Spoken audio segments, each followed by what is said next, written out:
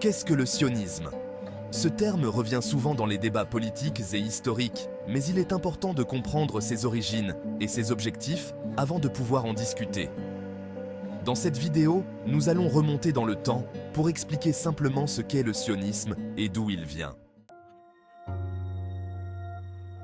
Le sionisme est un mouvement politique et nationaliste fondé à la fin du 19e siècle. Son objectif principal était de créer une patrie pour le peuple juif, en Palestine, une région historique également appelée Eretz Israël. Le sionisme repose sur l'idée que les juifs, dispersés à travers le monde, doivent retrouver un territoire où ils pourraient vivre librement et en sécurité, loin des persécutions. Cette idée découle d'un désir ancien et profond, présent dans la culture et la religion juive depuis des siècles, de retourner sur la terre d'Israël. Les origines du sionisme remontent à la fin du 19e siècle. Dans une Europe où les Juifs subissaient des vagues d'antisémitisme, notamment en Russie et en Europe de l'Est. Oui, c'était une période marquée par de nombreux pogroms et discriminations, qui ont poussé de nombreux Juifs à chercher une solution durable pour leur sécurité et leur avenir. C'est dans ce contexte que Theodor Herzl, un journaliste autrichien, a formulé l'idée moderne du sionisme. En 1896, Herzl a publié un ouvrage intitulé Der Judenstaat, l'État des Juifs, dans lequel il proposait la création d'un État juif en Palestine, alors sous domination ottomane.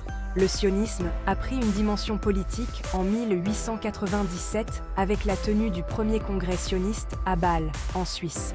Ce congrès a marqué le début de l'organisation du mouvement, sous la direction de Herzl, avec comme objectif la création d'un foyer national pour le peuple juif en Palestine, reconnu légalement par la communauté internationale. Cependant, l'idée de Herzl n'était pas immédiatement populaire parmi tous les juifs.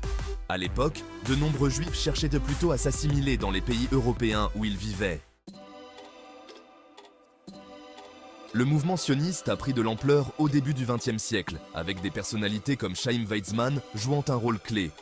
Un tournant majeur a eu lieu en 1917, avec la déclaration Balfour. Ce document, rédigé par le ministre britannique des Affaires étrangères, soutenait la création d'un foyer national juif en Palestine qui était sous mandat britannique après la Première Guerre mondiale. Après l'horreur de la Shoah pendant la Seconde Guerre mondiale, le soutien international à la création d'un État juif a fortement augmenté. En 1948, avec la fin du mandat britannique en Palestine, l'État d'Israël a été officiellement proclamé. C'était l'aboutissement des efforts du mouvement sioniste, mais aussi le début de tensions durables avec les populations arabes locales et les pays voisins. Après l'horreur de la Shoah pendant la Seconde Guerre mondiale, le soutien international à la création d'un État juif a fortement augmenté. En 1948, avec la fin du mandat britannique en Palestine, l'État d'Israël a été officiellement proclamé. C'était l'aboutissement des efforts du mouvement sioniste, mais aussi le début de tensions durables avec les populations arabes locales et les pays voisins. Aujourd'hui, le sionisme a évolué. Il existe différentes formes de sionisme. Certaines sont laïques, d'autres religieuses.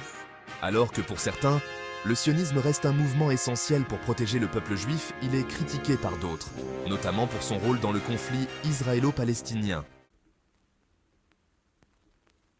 Le sionisme est une idéologie complexe qui a marqué l'histoire moderne. Comprendre ses origines et son évolution est essentiel pour saisir les enjeux du Moyen-Orient aujourd'hui. Si cette vidéo vous a aidé à mieux comprendre le sionisme, n'hésitez pas à la partager et à vous abonner pour plus de contenu éducatif.